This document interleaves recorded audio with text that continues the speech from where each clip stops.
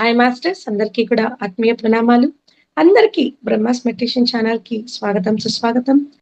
ముందుగా మనందరి గురువైన బ్రహ్మశ్రీ సుభాష్ పత్రి సార్‌కి, స్వనమాల పత్రియమ్మకి కృతజ్ఞతలు తెలుపుకుంటూ, వారి ఆధ్వర్యంలో చక్కగా ధ్యాన సజ్జన సాంగత్య కార్యక్రమాలు అద్భుతంగా నిర్వర్తించుకుంటూ ఉన్నాము ప్రతిరోజు కూడాను. ఈరోజు చక్కటి అద్భుతమైన అంశంతో జ్ఞానబోధనను అందించడానికి మనతో పాటు ఈరోజు రేవతి మేడం గారు వైజాగ్ నుంచి మనకు జూమ్ సెషన్‌కి విచ్చేసి ఉన్నారు. మేడం గారు తీసుకున్న ఒక టాపిక్ ధ్యానం, జ్ఞానం. అసలు ధ్యానం ద్వారా ఏమవుతుంది? ధ్యానం ద్వారా జ్ఞానం వస్తుంది. ఆ జ్ఞానం దేనికి ఉపయోగపడుతుంది అని చక్కటి అంశం ద్వారా మనకి జ్ఞానబోధ చేస్తారు.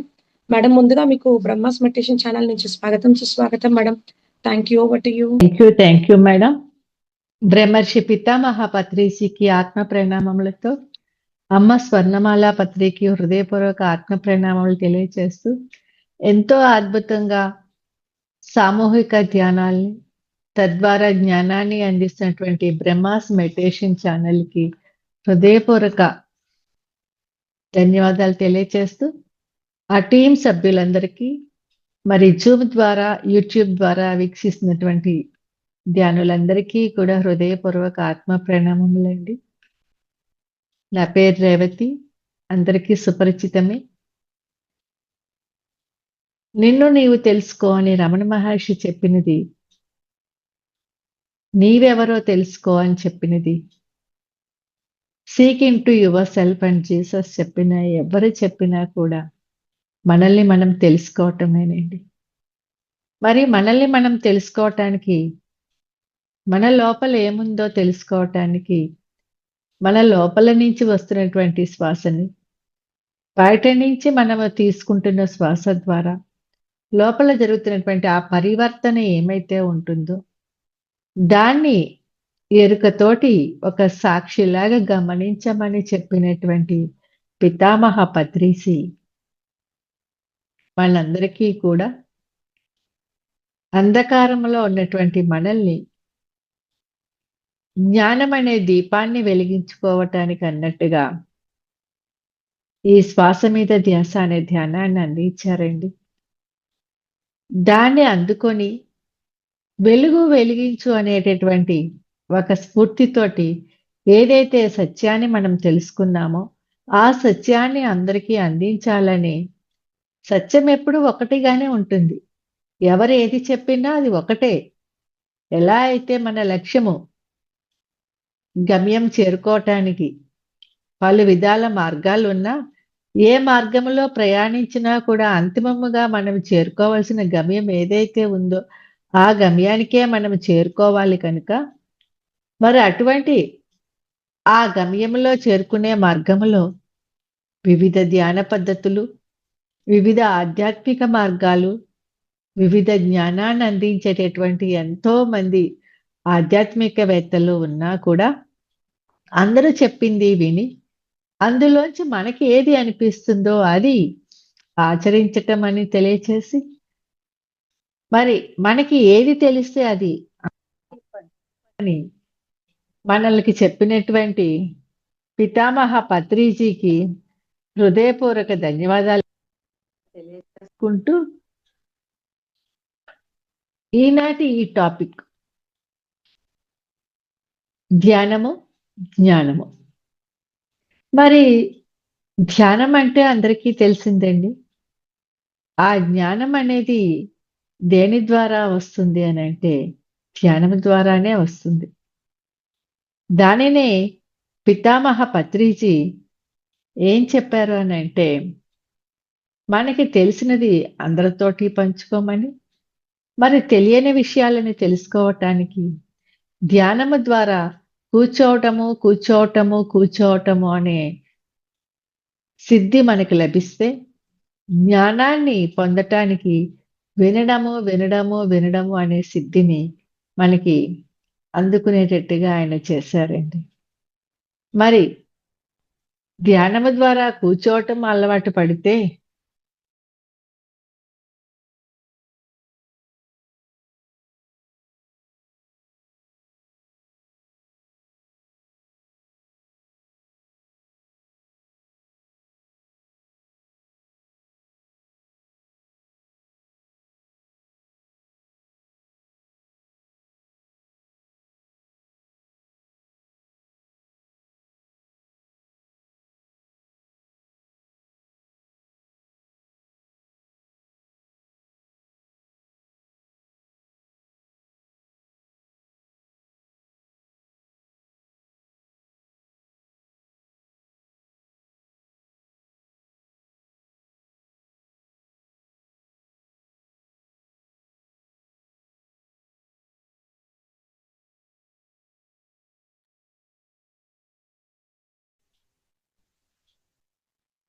అటువంటి అద్భుతమైనటువంటి జ్ఞానాన్ని అందించేటువంటి మనకి భగవద్గీతలో కృష్ణుడు కూడా అదే చెప్పాడు కదా!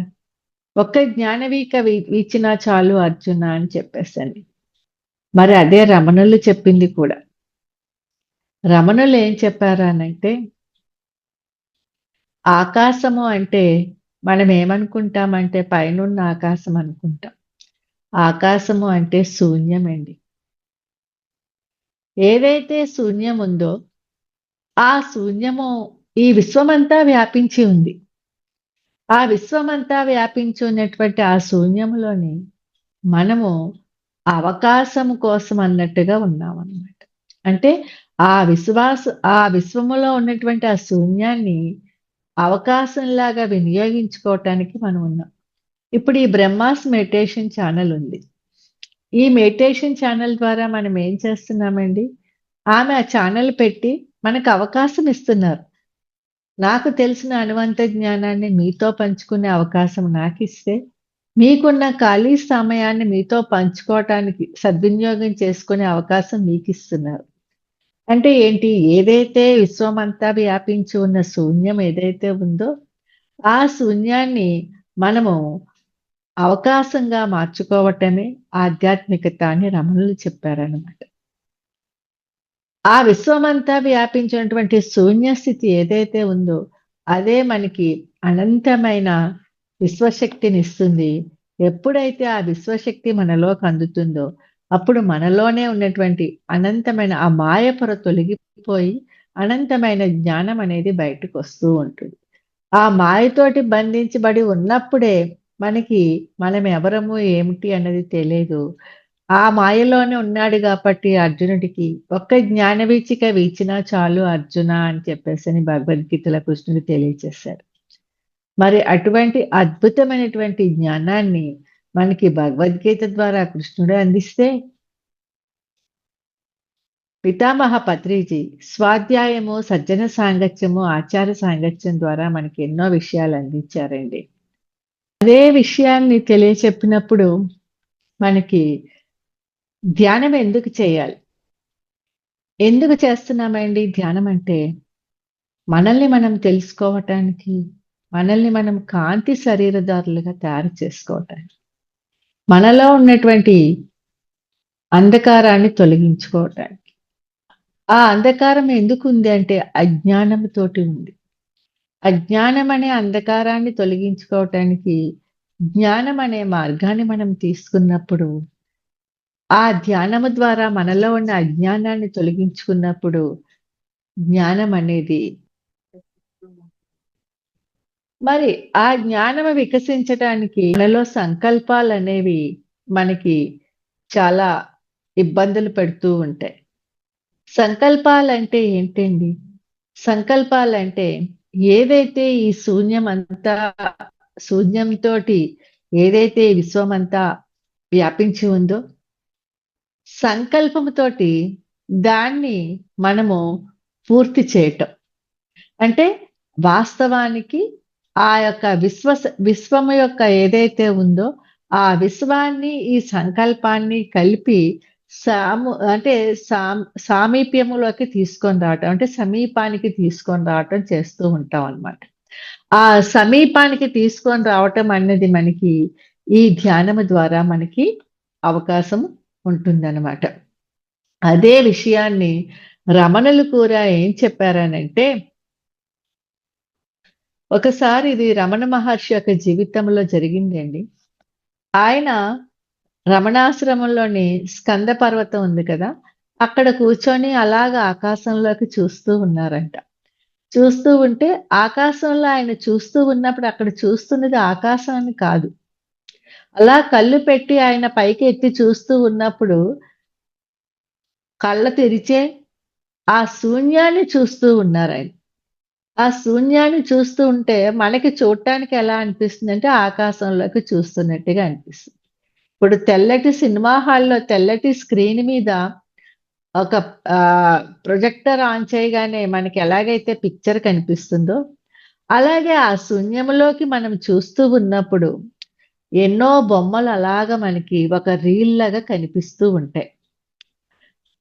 ఆ రీల్ లాగా కనిపించినవి ఎలాగైతే సినిమాలోని ఆ రీల్ వెళ్ళిపోతూ ఉంటే తర్వాత సీను, తర్వాత పిక్చర్ ఎలా వస్తూ ఉంటుందో, ఏది శాశ్వతం కాదు. అవి వెళ్ళిపోతూ ఉంటాయి. అలాగే ఆ శూన్య స్థితితోటి ఆ శూన్యంలోకి చూస్తూ ఆలోచనారహిత స్థితిలో మనం ఉన్నప్పుడు ఎన్నో మనకి బొమ్మలు కనిపిస్తూ ఉంటాయి. అలాగే రమణులకి కూడా ఆ స్కంద పర్వతం మీద కూర్చొని ఆయన ఆ శూన్యంలోకి అంటే ఆకాశంలోకి అలా చూస్తూ ఉన్నప్పుడు సడన్ గా ఆయనకి బ్రహ్మ విష్ణు మహేశ్వర్లు కనిపించారట. బ్రహ్మ విష్ణు మహేశ్వర్లు కనిపిస్తే ఆయన అలాగే ఇంకా అలాగే వాళ్ళని చూస్తూనే ఉన్నారంట. ఉన్నప్పుడు ఇంకా బ్రహ్మ విష్ణు మహేశ్వర్లు అన్నారంట, రమణ రమణ అని పిలిచారంట. పిలిస్తే ఆయన అలాగే చిద్విలాసంతో చూస్తూ ఉన్నప్పుడు, రమణ నేను బ్రహ్మనొచ్చాను, నన్ను గుర్తుపట్టలేదా నువ్వు అని అడిగారంట. ఈయన ఏమీ మాట్లాడలేదు. అచల స్థితిలో అలా చూస్తూ ఉన్నారట. తర్వాత విష్ణుమూర్తి, రమణ నేను విష్ణుమూర్తిని, వైకుంఠం నుంచి వచ్చాను, నేను నువ్వు నీ తపశక్తి గురించి తెలుసుకోవటానికి అని చెప్పారు. రమణులు అలా చూస్తూ ఉన్నారట. శివుడు, రమణ నేను శివుణ్ణి, కైలాసమే నా రాజ్యం, కైలాసం నుంచి నేను నీ కోసం వచ్చాను అని చెప్పేశానంటే అప్పుడు కూడా రమణుడు అలాగే చూస్తూ ఉన్నాడట. మేము ఎవరికైనా దర్శనమిస్తే వాళ్ళు పొంగిపోతూ ప్రణామాలు పెడుతూ ఉంటారు, మాకు తబ్బిబుబ్బైపోతారు ఆనందంతోటి. కానీ మేము ముగ్గురము వచ్చామని చెప్పినా కూడా నువ్వు ఒక నిశ్చల స్థితిలో ఒక సాక్షిగా మమ్మల్ని అలా చూస్తూ ఉన్నావు తప్పిస్తే నీలో స్పందన ఏమీ కనిపించటం లేదు రమణ అని చెప్పేసానంటే అప్పుడు రమణులు అన్నారంట, మీరు ముగ్గురా? ముగ్గురు అనుకుంటున్నారా మీరు? కానీ నాకు అది ముగ్గురులాగా కనిపించటం లేదే, మీ ముగ్గురు కలిపి ఒకరిలాగే నాకు కనిపిస్తూ ఉన్నారు అని చెప్పేసానన్నారు. అంటే అదేంటి రమణ, నేను బ్రహ్మదేవుణ్ణి, బ్రహ్మలోకానికి బ్రహ్మలోకాన్నంతటినీ కూడా స్థాపించింది నేనే, నేను బ్రహ్మలోకానికి అధిపతిని అని బ్రహ్మ చెప్తే, నేను విష్ణులోకానికి అధిపతిని అని విష్ణుమూర్తి చెప్తే, కైలాసానికి అధిపతిని అని చెప్పేసి అని శివుడు చెప్తే, ఆహా ఈ విశ్వమంతా వ్యాపించి ఉన్నది ఏకత్వముతో ఉన్నటువంటి ఒక శూన్యమే కదా, అందులోని మీరు అవకాశాలు ఏర్పరచుకున్నారు వివిధ లోకాలలో. అంత మాత్రం చేత ఆ శూన్యస్థితి పోతుందా? పోదు. ఆ అవకాశాన్ని మేము వినియోగించుకుంటున్నాం అంతే అని చెప్పేసని ఆయన, నాకైతే మీ ముగ్గురు కలిపి ఒకటిలాగే కనిపిస్తున్నారు. ముగ్గురు కలిపి ఆ శూన్యంలో ఉన్నట్టుగానే ఉన్నారు. ఒక శూన్యమే నాకు కనిపిస్తుంది. మీ ఆకారాలేవి నాకు అనిపించటం లేదు మీరు అనుకున్నట్టుగా. మీరు ద్వంద్వత్వంలో ఉన్నారు. మీరు దేవతలైతే అయ్యుండొచ్చు కాక, మీరు ద్వంద్వత్వంలో ఉన్నారు. నాకు ఏకత్వమే కనిపిస్తుంది మీలోని అన్నారు. అంటే ఆ బ్రహ్మ విష్ణు మహేశ్వర్లు అన్నారంట, మేము నీ తపశ్శక్తి గురించి పరీక్షించడానికి వచ్చాము. నీ తపశ్శక్తి ఏంటో మాకు తెలిసింది ఈరోజు. చాలా ఆనందంగా ఉంది. నీకేదైనా ఒక వరం ఇవ్వాలనుకుంటున్నాను, కోరుకో అని చెప్పేసని అడిగారట. రమణులు ఏమీ మాట్లాడలేదంట. మాట్లాడకపోతే మళ్ళీ త్రిమూర్తులు ముగ్గురు కూడా రమణ కోరుకో, రమణ కోరుకో, మేము వచ్చాము అంటే ప్రత్యక్షం అయ్యామంటే మేము ఏదో ఒక వరం ఇవ్వకుండా వెళ్ళము అని చెప్పేసాను అన్నారు. సరే నిజంగా మీరు నాకు వరం ఇస్తారా అని అడిగారంట. అడిగితే తప్పకుండా ఇస్తాము, మేము ప్రత్యక్షం అయ్యాము దర్శనం ఇచ్చామంటే వరం ఇవ్వకుండా వదలం కదా అని చెప్పేస్తానంటే, అయితే ఈ భౌతిక శరీరముతోటి నేను ఈ భూమి పైన జీవించి ఉన్నంత కాలము కూడా మీరెప్పుడూ కూడా నాకు కనిపించవద్దు అని చెప్పేసని అడిగారంట. అదేంటి ఎందుకు కనిపించవద్దు అంటున్నారనంటే, మీరు మీ లోకంలో మీరు దేవతలు, ఈ లోకములో నేను జ్ఞానము ద్వారా, సాధన ద్వారా, ధ్యానము ద్వారా ఏదైతే జ్ఞానాన్ని పొందానో ఆ జ్ఞానమే దైవత్వం. అంటే నేను కూడా ఒక భగవంతుడినే కదా, మీరు భగవంతుళ్ళే, నేను భగవంతుడినే. మీ జ్ఞానముతోటి మీరు ఒక రకమైన భగవంతులుగా ఉంటే, నాలో ఉన్నటువంటి జ్ఞానముతోటి నేను వేరొక భగవంతుడిగా ఉన్నాను. ఉన్నదంతా భగవతత్వమే, దైవత్వమే. ఉన్నదంతా కూడా ఆ దైవత్వమే. అదే శూన్యము. ఆ దైవత్వములోంచి, ఆ శూన్యములోంచి ఈ ఆత్మ ఎన్నో ఎన్నో అనుభవ జ్ఞానాల్ని పొందుకోవడానికి అన్నట్టుగా వస్తూ ఉంటుంది. అది ఆ అనుభవ జ్ఞానాన్ని పొందటానికి మనము చేసేటటువంటి ఈ యొక్క తపస్సే మనకి ఒక ఆధ్యాత్మిక ప్రగతికి, అంటే ఆత్మ ఉన్న స్థితి నుంచి ఉన్నత స్థితికి ఎదగడానికి ఒక అద్భుతమైన మార్గాన్ని ఏర్పాటు చేస్తూ ఉంటుంది. అటువంటి మార్గంలో ప్రయాణించటానికే ఈ ఆధ్యాత్మిక స్థితిలోకి మనం వచ్చాం. కానీ ఈ యొక్క కోరికలు కోరుకోండి మేము ప్రత్యక్షం అవుతాము అని చెప్పేసని మీరు వచ్చి ప్రత్యక్షమయ్యి మళ్ళీ మా యొక్క ఆ యొక్క స్థితిని, తపస్థితిని మీరు తగ్గించి వేయడమే జరుగుతుంది. అంటే మాలోని లేనిపోని కోరికల్ని కలిగిస్తూ ఉంటారు. కానీ కోరికలను త్యజించినప్పుడే కదా, నిశ్చల స్థితిలో ఉన్నప్పుడే కదా మాకు మేమేమిటో అనే ఒక అవగాహనతోటి కూడుకున్నటువంటి ఒక జ్ఞానము మాకు కలుగుతుంది అని చెప్పేసని చెప్పారట. అందుకనే నేను ఈ శరీరంతోటి భౌతికంగా ఉన్నంత వరకు కూడా మీరు మళ్ళీ నాకు దర్శనం ఇవ్వద్దు, వెళ్ళిపోండి అని చెప్పేసని చెప్పారట. అంటే దీన్ని బట్టి మనకి ఏం అర్థమవుతుందండి? ప్రతీదీ సాక్షిగా గమనిస్తూ ఉండాలి. ధ్యానం చేస్తూ ఉన్నప్పుడు ఎన్నో అనుభవాలు వస్తూ ఉంటాయి. ఆ అనుభవాలని మనం ఏమి చేయాలంటే వాటిల్లో ఒక సాక్షిగా నిశ్చల స్థితిలోనే అలా చూస్తూ ఉండాలి. ఎప్పుడైతే అవి నిశ్చల స్థితిలో మనం అలా చూస్తూ ఉంటామో అప్పుడు ఆ యొక్క స్థితే మనకి మన లోపల ఉన్నటువంటి ఆ జ్ఞానాన్ని మనకు అందిస్తూ ఉంటుందండి. ఎప్పుడైతే ఆ జ్ఞానాన్ని మనం అందుకుంటామో దాన్ని ఆచరించటానికి మనము ముందుకొస్తూ ఉంటాం. అందుకని సృష్టిలో లేదు లోపము దృష్టిలోనే ఉంది అని చెప్పేసని చెప్పారు. ఇప్పుడు ఈ విశ్వమంతా వ్యాపించినటువంటి ఆ జ్ఞానము ఏదైతే ఉందో, ఆ విశ్వములో బయట ఏదైతే ఉందో అదే జ్ఞానం మనలోనే ఉంది. కానీ అది ఎలా ఉందంటే ఒక పొగ కమ్మిన అద్దంలాగా ఉంది. చూడండి, ఒక అద్దం పైన అంతా అలాగ మంచు పడి పొగ వచ్చేసిందనుకోండి. ఆ అద్దం ఎలా ఉంటుందండి? మసక మసకగా ఉంటుంది. మనకి ప్రతిబింబం కనిపిస్తూ ఉంటుంది గానీ క్లియర్‌గా ఉండదు. కానీ దాన్ని ఎప్పుడైతే మనం తుడుస్తామో అప్పుడేమవుతుందండి? మన ప్రతిబింబము స్పష్టంగా కనిపిస్తుంది. దాన్నే త్యాగరాజుల వారు తెర తీయగరాదా అని చెప్పేసనన్నారు. అంటే ఈ మనస్సుకి, ఆత్మకి మధ్యన ఉన్నటువంటి ఆ తెర ఏదైతే ఉందో దాన్ని తొలగించుకున్నప్పుడు ఆ మనస్థితి నుంచి ఆత్మస్థితిలోకి వెళ్ళగలుగుతాము. ఎప్పుడైతే మనం ఆత్మస్థితిలోకి వెళ్తామో అప్పుడే నేనెవరిని? నేనెక్కడి నుంచొచ్చాను? ఎందుకొచ్చాను? ఏం చేయాలి? అనే ఒక ప్రశ్న మనలోని ఉద్భవిస్తుంది.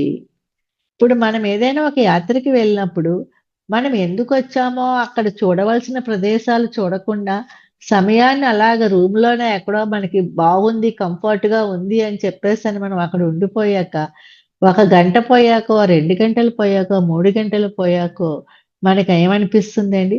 అవును, నేను ఏమైతే చూడటానికొచ్చానో అవి చూడకుండా ఇక్కడ అన్నీ బాగున్నాయి కదా అని చెప్పేసని ఇక్కడ నేను ఒక రూమ్‌లో ఉండిపోతే ఎలాగా అని చెప్పేసని మనకనిపించి ఎలాగైతే ఆ జ్ఞానాన్ని అందుకోవడానికి, ఆ ప్రదేశాలను తిలకించడానికి వెళ్తామో, అలాగే సమయం ఆసన్నమైనప్పుడు మనకందరికీ కూడా ఈ జ్ఞానము అందించబడుతూ ఉంటుంది.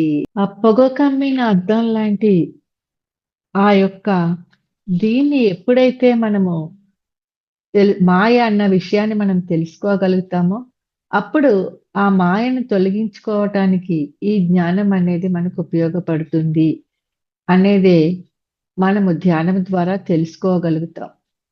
మరి అటువంటి అద్భుతమైన జ్ఞానాన్ని పొందటానికి రమణ మహర్షి త్రిమూర్తులు కనిపించినా కూడా ఆ భ్రమల్లో పడి ఉన్నప్పుడు తన లోపల ఉన్నటువంటి జ్ఞానం ఏదైతే ఉందో దాన్ని తెలుసుకోవటానికి, అంటే ఆ సాక్షీభూతకంగా ఆ నిశ్చల స్థితిని పొందటానికి కావాల్సినటువంటి జ్ఞానాన్ని పొందలేను అని చెప్పేసని మళ్ళీ ఈ శరీరంతోటి నేను ఈ భూమిపైన జీవించి ఉన్నంత వరకు కూడా కనిపించొద్దు అని చెప్పేసానన్నారంట. అంటే మనము మన యొక్క జ్ఞానాన్ని దేనికి ఉపయోగించుకోవాలి అని అంటే సరి అయిన కోరికలకు ఉపయోగించుకోవాలి. అదే బుద్ధుడు చెప్పింది కూడా. సరి అయిన కోరికలు. అంటే ఆ సరి అయిన కోరికలు అంటే ఏంటండి? సరి అయిన కర్మలు. ఆ సరి అయిన కర్మలంటే ఏంటి అనంటే, మన వాక్కుని మనము సరి అయిన విధంగా ఉపయోగించుకునే జ్ఞానాన్ని పొందాలి. మరి సరికానిది ఎలాగంటే ఊహాగానాలు చేయటం అన్నది సరికాని జ్ఞానము గాబట్టి, ఆ సరికాని ఊహాగానాలు లేనటువంటి ఆ జ్ఞానాన్నించి మనం ముందుకు రాటానికి ప్రయత్నం చేయాలి. అది దేని ద్వారా మనకి లభిస్తుందంటే, ధ్యానము ద్వారానే మనకి లభిస్తుంది.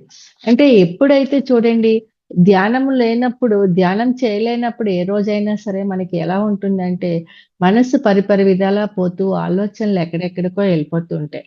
ఒక్కొక్కసారి అర్ధరాత్రి కూడా మనకి మెలుకువ వచ్చేస్తుంటుంది. ఒకే ఒక ఆలోచన ఏదో ఒక సమస్య రూపంలోని జరిగిపోయినది కావచ్చు, జరగబోయేది కావచ్చు, మనకి పదే పదే మనల్ని వేధిస్తూ ఉంటుంది.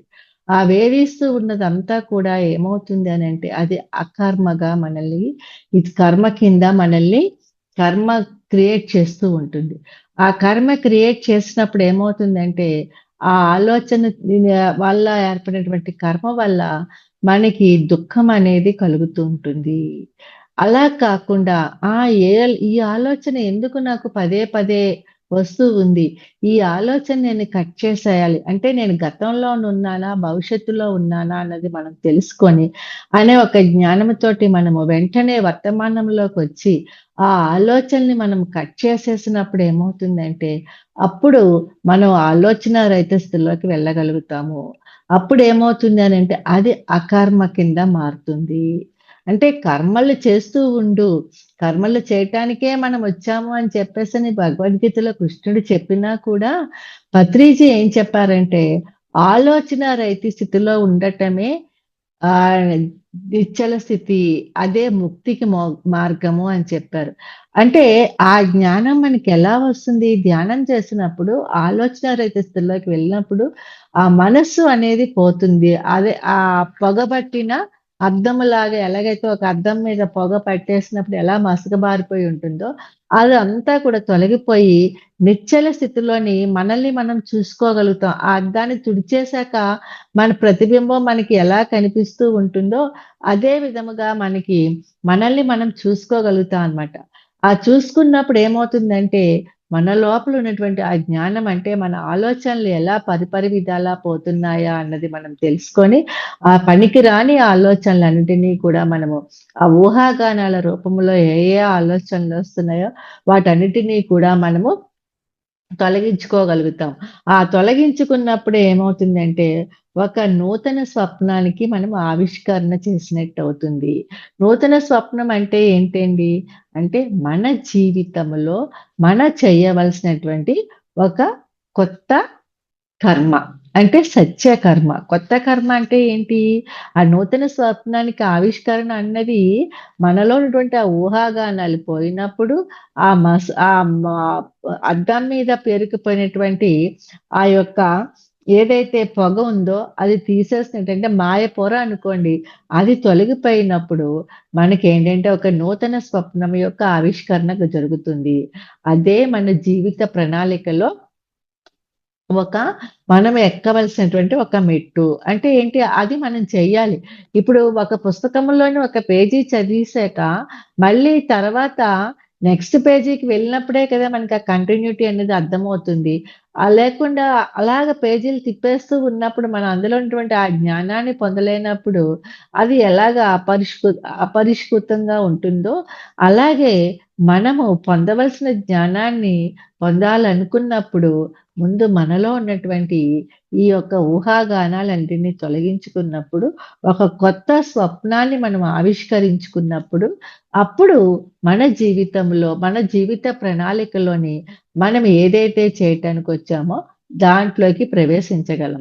ఇప్పుడు చూడండి ఒక సినిమాలోని ఏదైనా సినిమా మనకి చూస్తూ ఉంటే, ఆ ఎనకాతల ఎప్పుడో రావాల్సిన సీను ముందే వచ్చేసిందనుకోండి, మనకి ఎలాగుంటుంది? ఇదేంటి ఇది అప్పుడే అయిపోయిందా సినిమా అని అనిపిస్తూ ఉంటుంది. కానీ మన జీవితం కూడా ఒక సినిమా లాంటిదే కదా! మరి ఆ సినిమా దీంట్లోని ఎప్పుడో లాస్ట్‌లో జరగాల్సింది ఇప్పుడే జరిగిపోయింది అనుకోండి. మనకి అదేంటి అప్పుడే అయిపోయిందా జీవితం అని అనుకుంటాం. కానీ అలా కాకుండా ఆ జీవితం అంతా కూడా ఒక ఆటలాగా ఆనందంగా జరగాలి అని చెప్పేసానంటే ఎప్పటికప్పుడు మనకి నూతన స్వప్నం యొక్క ఆవిష్కరణలు చాలా అవసరం. కలలు కంటూ ఉంటాం. ఆ కలలు ఎలాంటి కలలయి ఉండాలి? ఊహాగానాలతో కూడినటువంటి కలలయి ఉండకూడదు. కొత్త స్వప్నం ఒక అద్భుతమైనటువంటి ఆత్మ ప్రణాళికలతోటి కూడుకున్నదై ఉండాలి. మరి ఊహాగానాలు లాంటి స్వప్నాలు ఎలా ఉంటాయంటే, అలా కూర్చొని ఉంటాం, ధ్యానంలో కళ్ళు మూసుకొనే కూర్చుంటాము. మనసు ఎటు పరిగెడుతుందంటే, ఆహా! ఇప్పుడు అయిపోయిందా? ఇందాకల వాళ్ళు అలాగన్నారు, ఇందాకల ఈళ్ళు ఇలాగన్నారు, ఇందాకల అప్పుడు నాకు గుర్తు రాలేదు. వాళ్ళకి అలా సమాధానం చెప్పాల్సింది, ఇలా సమాధానం చెప్పాల్సిందని ఎన్నెన్నో ఆలోచిస్తూ ఉంటాం. లేదా అంటే అబ్బా! ఈ ధ్యానం అయిపోయాక రేపు ఇంకా చేయాల్సిన పనులేవున్నా ఇలా మన మైండ్‌లో తిరుగుతూ ఉంటాయి. అయన్నీ ఊహాగానాలనమాట. ఆయన్ని తొలగించుకున్నప్పుడే వర్తమానంలోని మన లోపలికి మనము ఎన్ని డైమెన్షన్స్ ఉన్నాయో అన్ని డైమెన్షన్‌లోకి మనం వెళ్ళగలిగినప్పుడు మన జీవిత ప్రణాళికలోని తరువాత జరగవలసింది ఆ నిమిషంలో జరగవలసింది ఏదైతే ఉందో దాన్ని మనము తెలుసుకొని ఆచరించగలుగుతాము. అదే ధ్యానాగ్ని కర్మ దగ్ధానాం. అంటే ధ్యానం అనే అగ్నిలో మన కర్మలని మనం దగ్ధం చేసుకోవటం. మనకర్థమై ఉంటుంది కదండీ! అదే వర్తమానములో మనం ఎప్పుడైతే ఎంత లోపలికి మన ధ్యాన స్థితిలోకి వెళ్తామో, ఒక జ్ఞానము రూపంలోని మనకి మన జీవిత ప్రణాళికలోని ఆ నిమిషంలో అప్పుడు జరగవలసినటువంటి దాన్ని మనం అందుకోగలుగుతాము. అప్పుడు పొందవలసిన జ్ఞానాన్ని మనం పొందగలుగుతాం. అలా కాకుండా మనం ఊహాగానాల్లో ఉన్నామనుకోండి, గతంలోనున్నా, భవిష్యత్తులోనున్నా మనం పొందవలసిన జ్ఞానాన్ని పొందలేము. అందుకే ధ్యానం చేసినప్పుడే మనం ఆ జ్ఞానాన్ని పొందగలుగుతాం. ఆ ధ్యానము ద్వారా ఎప్పుడైతే ఆలోచన రహిత స్థితిలోకి వెళ్ళగలిగామో, అప్పుడే ఆ జ్ఞానాన్ని మనం పొందగలుగుతాము అని చెప్పేసని పత్రిజీ మనకి ధ్యానము ద్వారా ఆలోచన రహిత స్థితి యొక్క ఉపయోగం ఎంత అన్నది మనకి తెలియచెప్పారనమాట. అంటే ఆ ఆలోచన రహిత స్థితిలో ఎప్పుడు ఉంటుందంటే మనకి స్వేచ్ఛా మార్గమానికి మనం అలవాటు పడినప్పుడు. స్వేచ్ఛా మార్గం అంటే ఏంటి అండి? అతి సహజంగా వచ్చే మన శ్వాసను గమనిస్తూ ఉన్నప్పుడు పూరక కుంభకాల్లాంటివేవి హఠప్రయోగాల్లాంటివేవి చేయకుండా ఉన్నప్పుడు ఆ ప్రయాణిస్తున్నటువంటి ఆ శ్వాసని జాగ్రత్తగా ఎరుకతోటి గమనిస్తూ ఉన్నప్పుడు మన స్వీయ ప్రవర్తన పైనే మనకి నియంత్రణ అనేది ఏర్పడుతుంది. ఆ స్వీయ ప్రవర్తన అంటే ఏంటండి?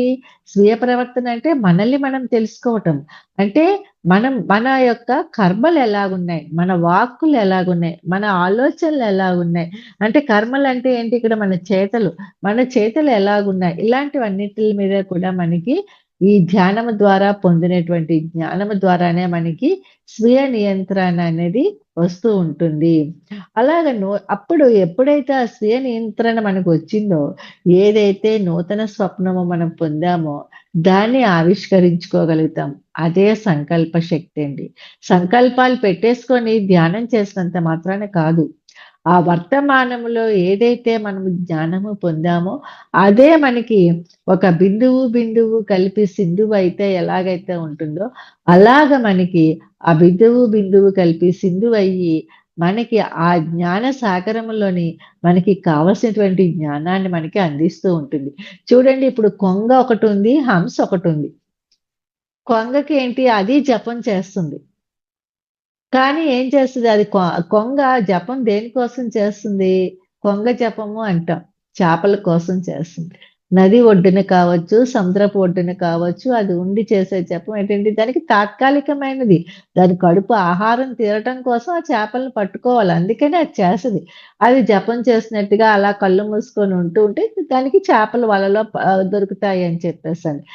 అలాగే మనము కూడా ఆ ధ్యానం అనేది విపరీతమైనటువంటి ఏదైనా కోరికలతోటి చేసినప్పుడు ఏమవుతుందంటే, పలు కోరికలనేవి మనకొస్తూ ఉంటాయి. అందులోంచి ఏది నిజమైన కోరిక అనేది అంటే ఏది నిజమైన కర్మ అనేది మనం తెలుసుకోలేం. కానీ అదే హంస చూడండి అక్కడ చేపలున్నా, ఆ ముత్యాలున్నా కూడా అది చేపల్ని తీసుకోదు. ముత్యాన్నే స్వీకరిస్తుంది. అంటే హంసకి తెలుసు తనకి ఏది శాశ్వతాన్ని ఇచ్చేదో. శాశ్వతమైనటువంటి జ్ఞానం ఏంటా అన్నది తనకి తెలుసు. ఏది ఏది శాశ్వతం, ఏది ఆనందాన్ని ఇస్తుంది, ఏది ముక్తి, ఏది మోక్షము అనేది హంసకి తెలుసు కాబట్టి అది ఆ చేపల జోలికి వెళ్ళదు. ఆ ముత్యాన్నే తీసుకుంటది.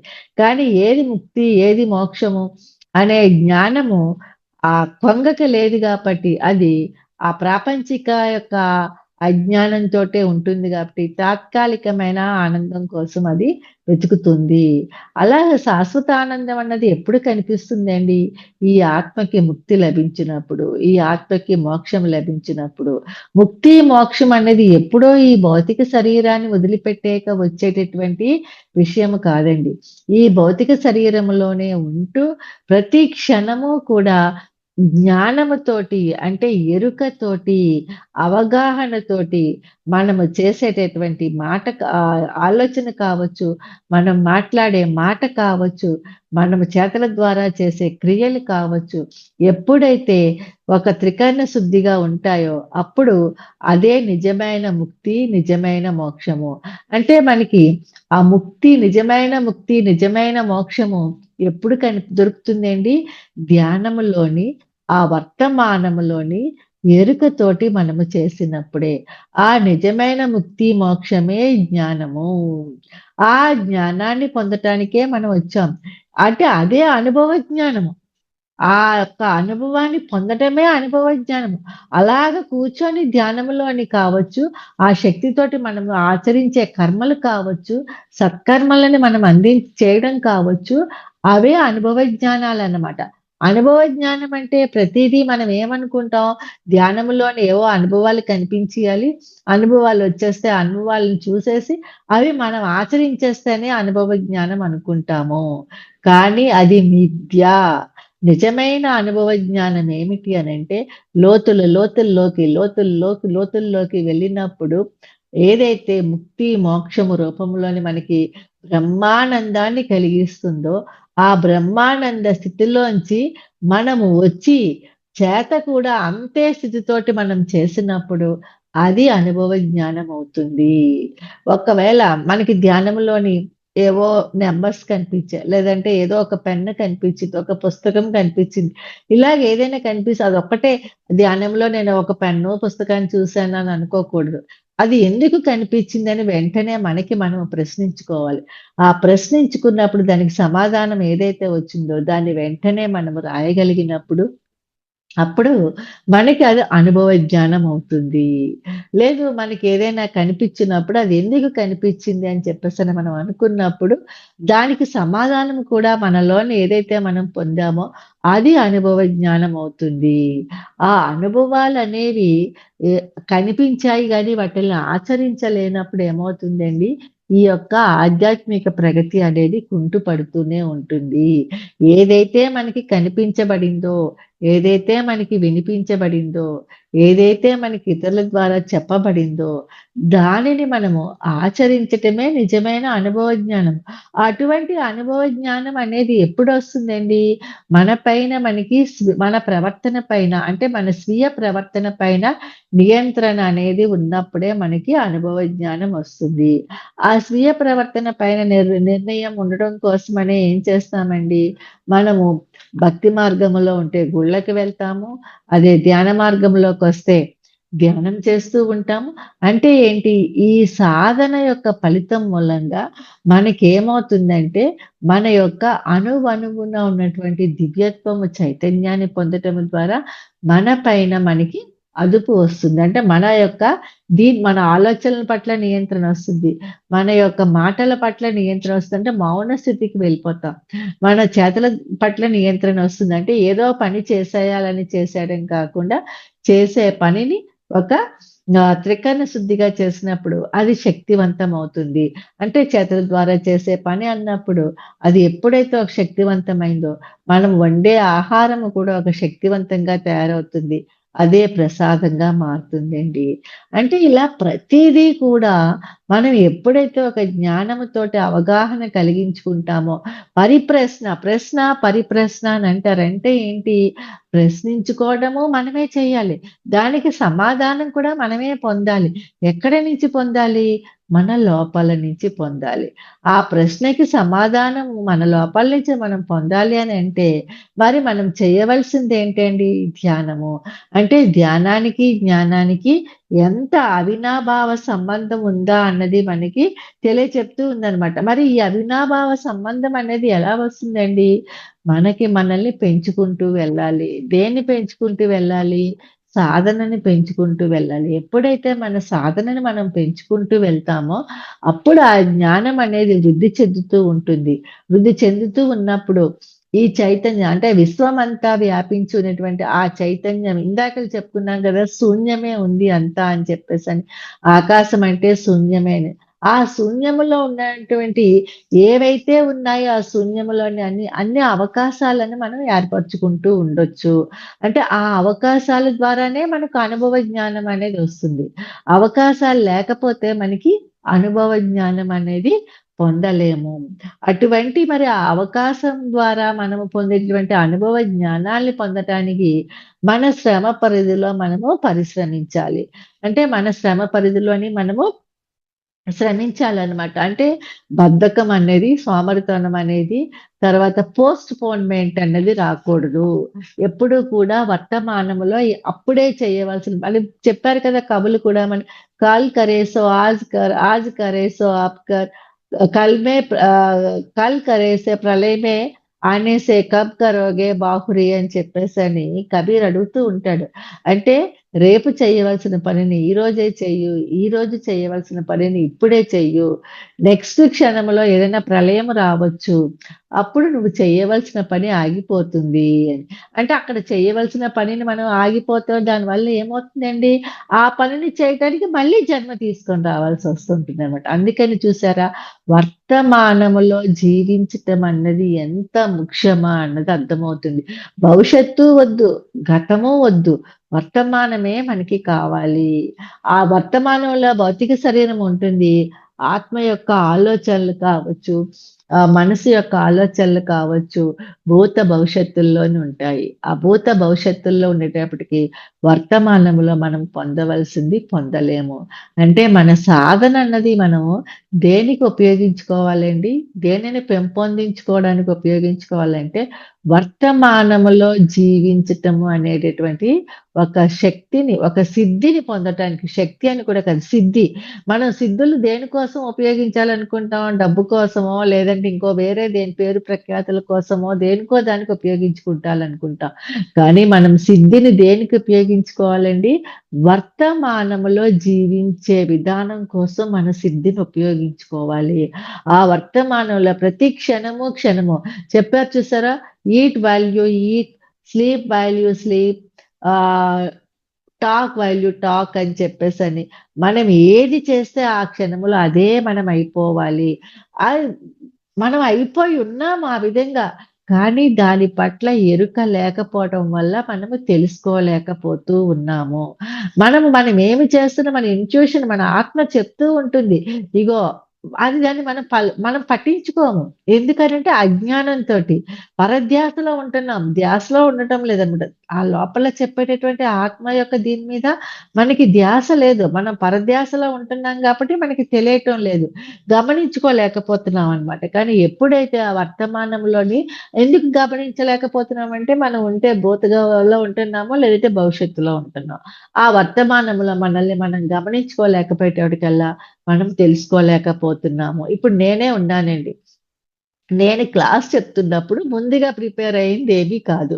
అప్పటికప్పుడు వచ్చిందే చెప్తున్నాను. మరి అప్పటికప్పుడు వచ్చింది చెప్తూ ఉన్నప్పుడు, నా లోపల నుంచి వస్తున్న దాన్ని నేను ఎరుకతోటి గమనించుకోగలిగినప్పుడే నేను చెప్పగలుగుతాను. అలా కాకుండా మీకు క్లాస్ చెప్తూ ఉన్నప్పుడు నేను గతాన్ని గురించి కావచ్చు, భవిష్యత్తు గురించి గాని కావచ్చు, నేను ఆలోచిస్తూ ఉన్నప్పుడు, నేను నా లోపల నుంచి వస్తున్నటువంటి ఆ వర్తమానంలో అందించబడుతున్నటువంటి ఆ జ్ఞానాన్ని నేను అందుకోలేను. ఆ స్థితికి మనము చేరుకోవాలి. ధ్యానం చేస్తున్నప్పుడు కావచ్చు, ఏ పని చేస్తుంటే ఆ పని మీదే మన ధ్యాస ఉన్నప్పుడు డెఫినెట్‌గా ఆ పని ఒక మంత్రశక్తితోటి చేసినట్టుగా మనం చేయగలుగుతామండి. మన మాటే మంత్రమైపోతుంది. మన చేతే మంత్రమైపోతుంది. మన ఆలోచనే మంత్రమైపోతుంది. అప్పుడు ఒక ఆలోచన రావటం తడువుగా దాన్ని సిద్ధించుకోగలము. పత్రి సార్ తోటి నేను ప్రయాణించేటువంటి ఆ 22 సంవత్సరాలలోని నేను తెలుసుకున్నటువంటి అద్భుతమైన సత్యమండి ఇది. పత్రి సార్ ఎప్పుడూ కూడా వర్తమానం, వర్తమానం, వర్తమానంలోనే ఉంటారు. కానీ ఆయన మరి గతాన్ని గురించి మాట్లాడుతుంటారు కదండీ! మరి భవిష్యత్తు గురించి ప్రణాళికలు ఇస్తూ ఉంటారు కదా! మరి అది ఎలాగా అని చెప్పేసని మనకనిపించొచ్చు. అయితే ఏంటి, ఆ వర్తమానములో ఏసేటటువంటి విత్తనాలు, సంకల్పం.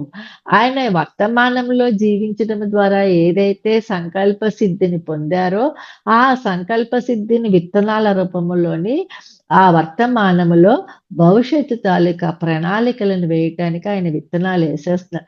విత్తనాలేసేసాక మనము ఆ విత్తనాలు మొలకెత్తాయా లేదా అని రోజు చూస్తామా అండి? చూడం. రోజు చూస్తే ఆ విత్తనాలు ఎప్పటికీ మొలకెత్తవు. కానీ ఆ వెయ్యటమే పని. వేసేసి వదిలేసాం. ఆ సమయం వచ్చినప్పుడు అవే మొలకెత్తుతాయి కదా! అవి ఆ రైతులకి చూడండి అనుభవంగా ఆళ్ళకి తెలిసిపోతుంది. ఇప్పుడు విత్తనాలేస్తే ఒక వారం రోజులకి మొలకెత్తుతాయి. ఒక 10 రోజులకి మొలకెత్తుతాయి అని చెప్పేసని. అలాగే మనం కూడా వర్తమానంలో చేసేటటువంటి ఆ పనుల యొక్క ఫలితాలు ఎన్ని రోజుల తర్వాత అవి సిద్ధిస్తాయా అన్నది, ఎన్ని సంవత్సరాల తర్వాత సిద్ధిస్తాయా అన్నది ఒక అనుభవ జ్ఞానము ఉన్న వాళ్ళకే తెలుస్తుంది. ఆత్మ జ్ఞానం ఉన్న వాళ్ళకే తెలుస్తుంది. ఆ విధంగా తెలుసు కాబట్టే పత్రిజీ 10 సంవత్సరాల ముందు నుంచే దాని యొక్క ప్రణాళికను తీసుకొని ముందు నుంచే మనకి అప్పచెప్పడం చెప్పేవారు. చూడండి ఒక ఆహ్, గురజాడ అప్పారావు గారు రాసినటువంటి ఒక కవిత కూడా ఉండేదనమాట. మామిడి టెంక నాటుతున్నటువంటి ఒక ముదుసలిని చూసి రాజు వెళ్ళిపోతూ నవ్వుతాడంట. "ఓ రాజా! ఓ ముసలి నువ్వు ఆ టెంకని ఇప్పుడు నాటుతున్నావు. దీన్ని ఆహ్, ఫలాలను ఇప్పుడే నువ్వు ఆరగించాలనే ఒక అన్ని సంవత్సరాలు నువ్వు జీవించి ఉండగలుగుతావా? ఆ ఫలాలను ఇప్పుడే ఆరగించగలేవు కదా! అవి ఎప్పుడు పెరగాలి? ఎప్పుడు ఫలాలనివ్వాలి? అన్ని సంవత్సరాల వరకు నువ్వు జీవించి ఉండగలవా? అని చెప్పేసని వెటకారంగా అడిగితే, అప్పుడేం చెప్పాడండి? లేదు రాజా నేను ఈ విత్తనాన్ని నా కోసం నాటటం లేదు. ముందు తరాల వాళ్ళ కోసమని నేను నాటుతున్నాను అని చెప్పేసని అన్నప్పుడు, అతని యొక్క ఆ దూరదృష్టికి సంతోషించి రాజు 2 బంగారు నాణాలు ఇచ్చినప్పుడు ఆ తాత చెప్పాడంట. చూసారా విత్తనాన్ని నాటిన రోజే నాకు 2 బంగారు నాణాలు ఆహ్, అది ఇచ్చింది. ఆ విత్తనం ఇచ్చింది అని చెప్పేసని. అలాగా పత్రిజీ 10 ఏళ్ల ముందు నుంచే ఆ యొక్క విజనరీ తోటి మనకి ఇచ్చినటువంటి ఎన్నో ప్రాజెక్ట్స్ అవి ఆ టైం వచ్చినప్పుడు సిద్ధిస్తాయి. మరి ఆ టైంలో అవి సిద్ధించడానికి సిద్ధంగా ఉన్నప్పుడు అందుకునే జ్ఞానము కూడా మనకుండాలి కదండీ! అంటే సాధన అనేది ఎప్పుడు మనము తగ్గించకూడదు. జ్ఞానము కూడా ఎప్పుడూ కూడా మనము తగ్గించుకోకూడదు. అన్నీ తెలిసిపోయాయి నాకు. నేనింక తెలుసుకోవాల్సిందేదీ లేదు అనే ఒక విషయంలోంచి మనం బయటపడి, ఎంత తెలుసుకున్నా తెలుసుకోవాల్సింది ఎంతో ఉంది అనే ఒక అవగాహనతోటి మనం ఉన్నప్పుడు, ఆ జ్ఞానం అనేది ఒక నిరంతర ప్రవాహంలాగా మన లోపల నుంచే వస్తుందండి. అదే సరస్వతీదేవి యొక్క శీలము, వాహనం యొక్క ఇది కూడాననమాట. ఆ యొక్క అంటే శూన్యం. తెలుపు అంతా తెలుపుంది. సరస్వతీదేవి ఎందుకండి తెల్ల వస్త్రాల్లో ఉంటుంది? అంతా తెలుపు. తెలుపులో అంతా శూన్యమే ఉంది. అక్కడేమీ లేదు. ఆ తెల్లటి దాని మీద మనం ఏది రాస్తే అదే మనకి కనిపిస్తూ ఉంటుంది గదా! ఆ కనిపించటమే అవకాశము. ఆ తెల్లటి శూన్యమే ఆకాశము.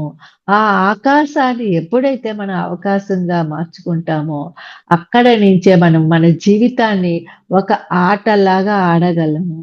ఎందుకొచ్చామండి ఈ భూమి మీదకి? జీవితాన్ని ఒక ఆటలాగా ఆడాలి. ఆ జ్ఞానం అనేది మనకి ఈ ధ్యానము ద్వారానే లభిస్తుంది అని నాకు తెలిసినటువంటి ఈ చిన్న సత్యాన్ని మీతో పంచుకునే అవకాశం ఈరోజు నాకు లభించినందుకు బ్రహ్మాస్ మెడిటేషన్ ఛానల్ వారికి వారందరికీ కూడా హృదయపూర్వక ధన్యవాదాలు తెలియచేసుకుంటూ thank you. Thank you. Thank you madam.